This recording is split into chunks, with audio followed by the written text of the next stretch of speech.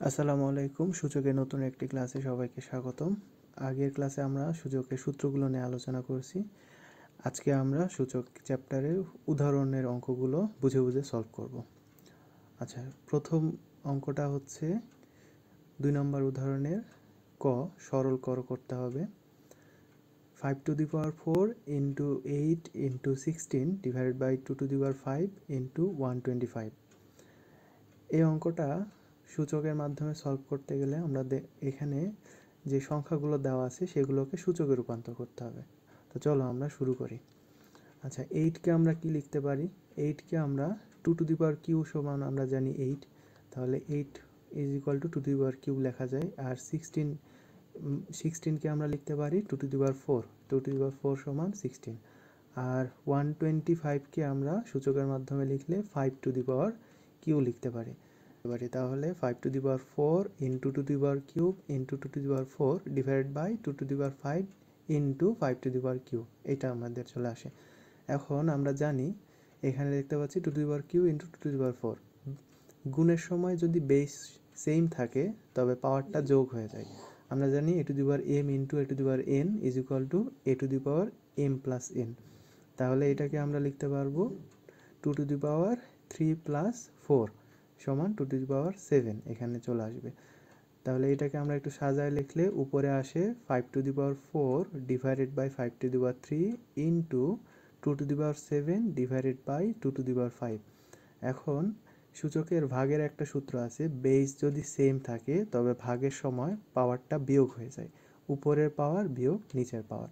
এই যে a to the power m divide by যদি a to the power n থাকে তাহলে a to the power m minus n লিখতে পারবো। তাহলে এটাকে আমরা লিখতে পারবো 5 to the power 4 minus 3 into 2 to the power 7 minus 5। তাহলে এটা সমাধান করলে হয় 5 to the power 1 into 2 to the power 2। তাহলে 5 to the power 1 মানে 5 আর 2 to the power 2 মানে 4। তাহলে এটা গুণ করলে আসে 20, এটাই হচ্ছে অ্যান্সার। নেক্সট অঙ্কটা দেওয়া আছে 3 into 2 to the power n minus 4 into 2 to the power n minus 2 divided by 2 to the power n minus 2 to the power n minus 1। এই অঙ্কটা সলভ করার জন্য আমাদের এই যে এখানে দেখতে পাচ্ছি 4 আছে, তাহলে 4কে আমরা 2 এর পাওয়ার আকারে লিখতে পারি। তাহলে আমরা এটাকে লিখব 4 is equal to 2 স্কোয়ার। তাহলে 2 square into 2 to the power n minus 2। তাহলে এইখানেও বেস সেম, তাহলে গুণের সময় পাওয়ারটা কি হয়ে যাবে? যোগ হয়ে যাবে। তাহলে a to the power m into a to the power n সমান আমরা লিখতে পারি a to the power m plus n। তাহলে এই অনুযায়ী 2 square into 2 to the power n minus 2, এটাকে আমরা লিখতে পারি 2 to the power 2 plus n minus 2। তাহলে এটাকে সমাধান করলে 2 to the power 2 plus n minus 2। আর নিচে আমরা দেখতে পাচ্ছি 2 to the power n minus 2 আছে। তাহলে এইটাকে আমরা রিভার্সে যখন পাওয়ারটা যোগ আকারে থাকবে তখন আমরা কি করতে পারবো?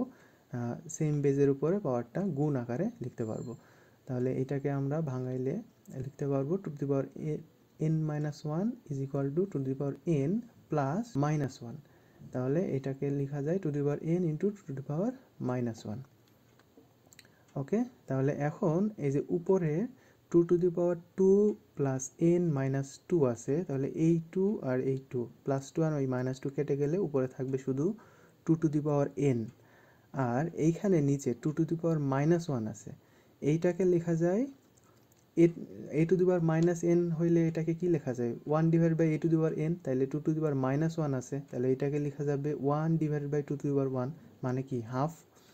তাহলে এটাকে সমাধান করলে আসে 3 into 2 to the power n minus 2 to the power n।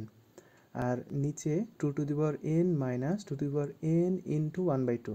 তাহলে এখানে আমরা দেখতে পাচ্ছি উপরেও 2 to the power n আছে দুই জায়গাতে, এইখানেও 2 to the power n আছে। তাহলে আমরা 2 to the power n টাকে কমন নিয়ে নিতে পারি লবে এবং হরে। তাহলে উপরে 2 to the power n common নিলে কি আসে? এখান থেকে 3 আর এইখানে 1, তাহলে 2 to the power n into 3 minus 1। আর এইখান থেকে 2 to the power n common নিলে কি আসে? এইখানে আসে 1 আর এইখানে আছে 1/2। তাহলে 2 to the power n into 1 minus 1/2। তাহলে উপরের এই 2 to the power n আর নিচের এই 2 to the power n এই দুটা কেটে যায়। তাহলে উপরে থাকে 3 minus 1 মানে 2 আর নিচে 1 minus 1/2 মানে 1/2 অর্থাৎ হাফ। তাহলে 2 ডিভাইডেড বাই 1/2 এটাকে হচ্ছে গুণ আকারে লিখলে 2 ইন্টু এই হাফটা উল্টে যাবে, তাহলে 2 হবে, তাহলে তার মানে কি আসে 4 আসে, এটাই অ্যান্সার। ওকে, নেক্সট অঙ্ক, উদাহরণ 3। এখানে A to the power P to the power Q minus R into A to the power Q to the power R minus P into A to the power R to the power P minus Q. তাহলে এই অঙ্কটা solve করার জন্যে আমরা জানি A to the power M to the power N যদি থাকে তাহলে এটাকে লেখা যায় A to the power M into N, অর্থাৎ পাওয়ারের উপর যদি পাওয়ার থাকে তাহলে এই পাওয়ার দুটো গুণ আকারে লিখতে পারি। তাহলে এইটাকে আমরা লিখতে পারবো A to the power P into Q minus R into A to the power Q into R minus P into A to the power R into P minus Q. এখন এই উপরের অংশটুকু P into Q minus R, পরে Q into R minus P, আর এই R into P minus Q, এইটাকে আমরা গুণ করে দিব। তাহলে পি ইন্টু কিউ মাইনাস আরকে কী লেখা যায়, P Q minus P R. Q into R minus পিকে কী লেখা যায়, Q R minus P Q. R into P minus কিউকে কী লেখা যায়, P R minus Q R.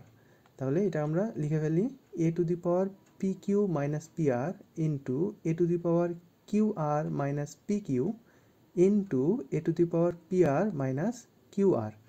তাহলে এখন আবার দেখতে পাচ্ছি সবগুলোর বেস কি এ, তাহলে বেস যদি সেম থাকে তাহলে আবারও পাওয়ারটা কি হয়, গুণের সময় পাওয়ারটা যোগ হয়ে যায়। তাহলে এটাকে আমরা লিখতে পারবো A to the power P Q minus P R plus Q R minus P Q plus P R minus Q R. তাহলে ব্র্যাকেটটা উঠাই নিলে ওইটাই থাকে। এখন এখানে দেখো এই যে প্লাস পি কিউ আর এই মাইনাস পি কিউ কেটে যায়, তারপরে minus P R plus P আর এটাও কেটে যায়, আর plus Q R minus Q আর এটাও কেটে যায়। তাহলে উপরে কি থাকে, জিরো থাকে। তাহলে এ টু দি পাওয়ার জিরো, আমরা জানি A to the power zero সমান 1, তাহলে এটাই অ্যান্সার।